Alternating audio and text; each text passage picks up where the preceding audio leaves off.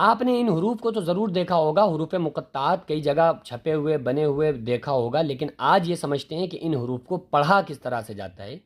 آج نورانی قاعدہ کا تختی نمبر سبق نمبر کلاس نمبر 21 ہے، اور یہ ہے حروف مقطعات، یعنی کہ یہ حروف کس طرح سے پڑھنا ہے، ہجے اور روا ہر طرح سے میں آپ لوگوں کو سمجھا دیتا ہوں۔ یہ الف لام میم، ٹھیک ہے، الف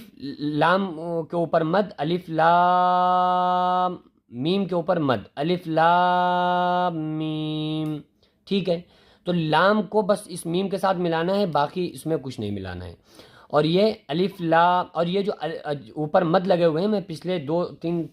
پچھلے سبق میں آپ کو بتا چکا ہوں کہ یہ مد کس طرح سے پڑھے جاتے ہیں اور ان کو کتنا کھینچنا پڑتا ہے۔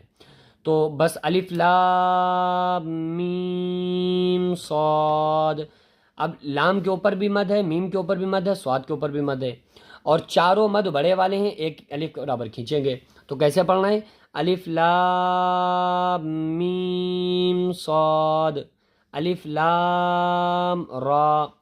یعنی یہ جو حروف مقطعات ہیں ان کو ملانا نہیں ہے، سارے حرف جو ہے نا حروف، وہ الگ الگ حروف پڑھنا ہے، ٹھیک ہے، جو بس حرف بنے ہوئے ہیں ان کو اسی طرح سے پڑھنا ہے۔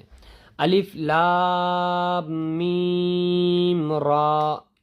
یہ صرف جو حروف بنے نا، کاف بنا، ہا بنا، یا بنا، عین صاد، تو بس یہ سمجھنا ہے کہ کون سے کے اوپر کھڑا زبر ہے، کون سے کے اوپر مد ہے، بس کتنا کھینچنا ہے۔ تو کاف، ہا، یا، عین صاد، کاف کے اوپر مد ہے، ہا کے اوپر کھڑا زبر، یا کے اوپر کھڑا زبر، تو اس لیے اس کو ایک الف کے برابر بس کھینچا جائے گا، اور کاف کے اوپر، عین کے اوپر اور صاد کے اوپر مد لگا ہوا ہے تو اس کو زیادہ کھینچا جائے گا۔ تو کیسے پڑھیں گے؟ کاف، ہا، یا، عین صاد، طٰہٰ، طٰہٰ، طاسین میم، طاسین، یاسین، صاد، حامیم، حامیم، عین سین قاف، قاف، نون۔ تو اس کو بہت اچھی طرح سے مشق کیجئے، ان کو حروف مقطعات کہتے ہیں، یہ قرآن میں جہاں پر بھی آتے ہیں یہ حروف، تو ان کو بس اسی طرح سے پڑھا جاتا ہے۔ ان حروف مقطعات جہاں پر بھی آئیں گے ان کو ملا کے نہیں پڑھنا ہے، بس بغیر ہجے کے جو حرف ہیں انہی کو اس کی لمٹ کے ساتھ، یعنی جس کے اوپر اگر کھڑا زبر ہے تو ایک الف کے برابر کھینچ کے پڑھا جائے گا،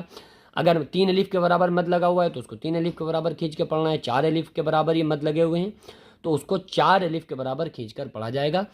اور اس میں باقی اس کے اس طرح سے ہجے لگانا جس طرح سے اور حروف کے لگا کے پڑھا جاتا ہے، اس میں اس طرح سے ہجے نہیں لگے گی، بلکہ جو ایگزیکٹ حروف ہیں ان کو اسی طرح سے حروف کو نکال کے اور مد کے ساتھ ان حروف کو پڑھنا ہے، اور یہ حروف مقطعات ہوتے ہیں۔